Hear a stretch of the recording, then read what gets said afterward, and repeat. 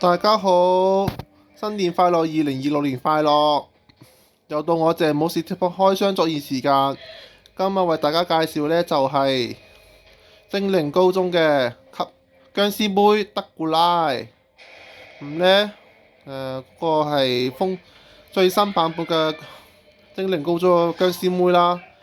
係我嗰殭屍妹呢，係我最中意嘅角色，佢中意食齋嘅，好得意嘅。咁呢，因為而且就係我最中意嘅粉紅色嚟嘅喎，唔會扣我血嘅，放心啦。咁事不宜遲啦，我要同大家開箱睇下殭屍妹。好啦，全部都拆晒出嚟啦。咁呢，就係咁樣噶啦。佢呢，根本就唔使咩支架呢。阿德古拉咧都唔使即係支架，呢個就係黐撐啦。因為呢，全身可動嘅關節呢，就可以固定嗰個腳呢，就唔會俾佢跌嘅，又可以做咗好多動作嘅。呢個就係精靈高中嘅優勢啦。咁另外啦，我呢就係好唔中意嗰個公仔呢，加多隻寵物嘅，因為真係好多，仲有好多零件啦，咁即係好麻煩嘅。即係因為至於佢啲零件去咗邊度呢？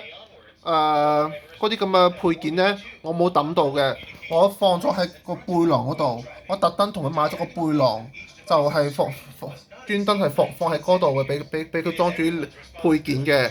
咁呢一陣間呢，我都唔知會唔會將嗰隻蝙蝠妹妹都一齊放埋落去個背囊嗰度嘅，就係咁樣個背囊啦，平平哋個背囊啊！嗰個公仔麵冇包含，我另外買嘅。咁至於咧，佢嗰兩隻蝴蝶結咧，全部都好多橡筋啦，同埋包住啦，係好似咁遲啲都得閒咧，會攞兩個另外真啲嘅蝴蝶結咧，綁翻個靚啲嘅髮型嘅。咁佢嗰個黑白無雙髮型咧都幾特別嘅。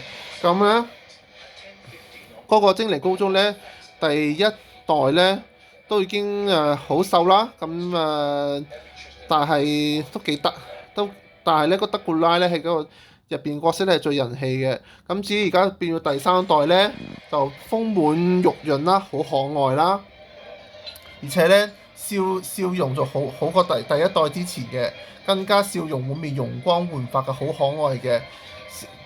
雖然咧佢係個殭屍嘅，但係咧冇咩令人咧恐懼嘅感覺嘅，因為精靈高中嘅傳遞信息，雖然話咧個高中入邊學校咧入邊全部都係鬼怪、妖魔鬼怪，但係啲都係善良鬼嚟嘅。即係咧嗰個故事咧講咧嗰個一個包容嗰個唔同種族嘅社會咧，就係就算佢係妖怪咧，都係有唔同嘅生活嘅，都好似活得係正常咁精彩嘅。咁咧，我咧就最中意咧就德古拉嗰個嗰個殭屍妹啦。佢唔吸血嘅，佢好善良好可愛嘅。咁至於咧，我更加中意就係呢款啦，因為佢咧而家就係我最中意嘅 Lolita fashion 時裝啦，尤其是佢嗰個衫袖外套嘅衫袖咧，好多蝴蝶嘅，就係我最中意啦。同埋佢個髮型啦，不過好可惜佢個髮型唔係嗰個劉海啊，唔係平長劉海嘅，好可惜。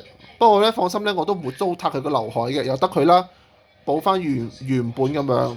咁如果遲啲個橡筋一斷咗咧，我再同佢綁個靚啲嘅髮型啦。好，咁就今日係咁多先啦。多謝大家收睇，再會。係喎，俾大家睇個背係個背囊，大家睇到啦，咁樣啦。個背囊係咁樣嘅。唔好意思啦。等陣先。好嘅。好，就咁樣啦。真的，對唔住。好，唔好意思啦。咁樣先啦。拜拜。